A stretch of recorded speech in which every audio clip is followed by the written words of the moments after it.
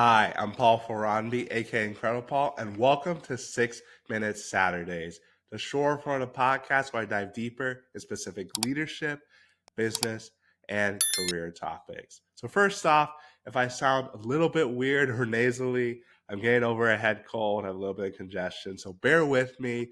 I did not want to miss a week, and that's just the nature of doing things week to week, especially for the 6 Minute Saturdays. But this is going to be part two of doing the hard things. So I did part one last week. If you haven't watched that, definitely go back and watch it. Otherwise, you're going to be lost. Quick recap of what I last said is that I had reached out to the executive vice president and his assistant for Maxwell Leadership, and I got responses back fairly quickly. But quick reminder is that I had already sent an email out to about 40 people telling them that we were potentially being scammed. So why I didn't wait and reach out first before reaching out to the 40 people, I do not know. Call it stress, call it not thinking, whatever it is, it happened. So I quickly had to backtrack my statement. So I sent a follow-up email and said, like, hey, I got an email back, actually like copied the email I got from an assistant and say like, this is real, this is happening. I'm sorry for my mistake. So this is where the hard decision came into play. Like I said, I did not know any of these people. 40 different people. We're supposed to meet up the next day, like literally tomorrow. This was happening around 10 p.m. at night. So super last minute. So I had a decision to make. Will I just skip out on it because I'm embarrassed? This is super embarrassing. Like this is not like anyone who knows me. My wife, I told her what happened. She's like, "Why did you do that? That's not like how you usually operate." I'm like, "Yeah, I know it happened. Oh well, I could skip out on it, or I could go there and own my mistake. It'd be really easy not to go, almost too easy. So I made my decision. You probably already know what it is because this is part two of doing the hard thing.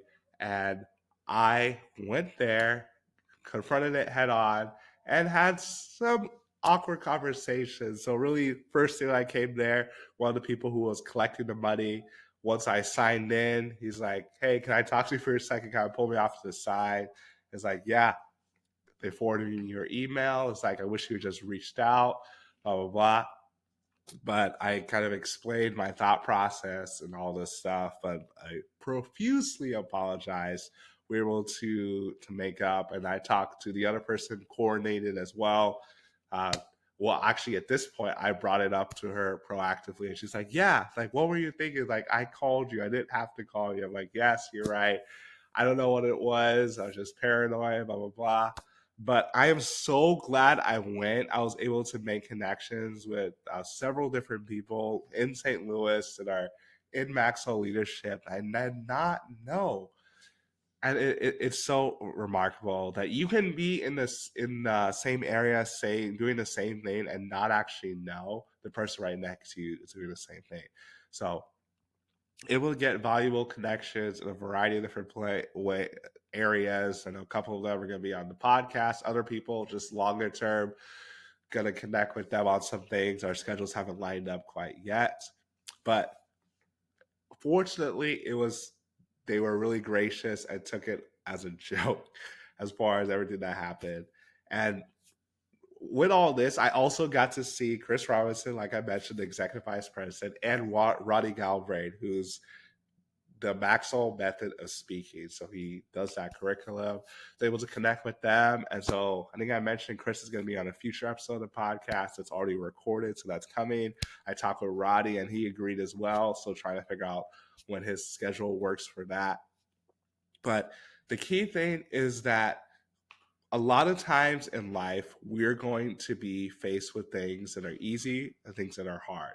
And sometimes the easy thing is the right thing to do. Oftentimes, the easy thing is not the right thing to do. It might just be on the fence or it might just be whatever. But it's really key to think in the moment what is going to be best for me long term. So the embarrassment was short lived. Like I was thinking about it the whole time. A lot of people were not thinking about it, even when I brought it up to people, because I had a LinkedIn post about it later on. People said like, I could see what you were thinking, like you were just trying to protect people. that you didn't want people to, you wanted to sound the alarm as a leader does. And so, honestly, when it came down to it, I just saw something that seemed off, and I wanted to make sure I wasn't crazy, which is why I posed it as a question.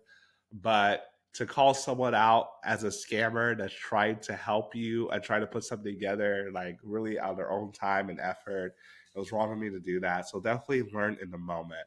So let this be an encouragement for you. Like, as you are doing things, the hard thing, like I said, it's a hard thing to do, but make sure that you think about it, take some time, reflect. You're this personality, you're a D person that wants to jump in and do stuff. Maybe talk to some of your S and C people. For those of you familiar with this, it can slow down a little bit. So that's where I should leave more on my C side, analytical side, but my little analytical side was driving me in the D side. So all of that technical jargon for disc, I can do a 6 minute Saturdays on this, kind of break it down for those who are not familiar. Let me know if you're interested in. But yeah, that was my embarrassing story. But now I know what to do next time or in a similar situation so I can keep being incredible.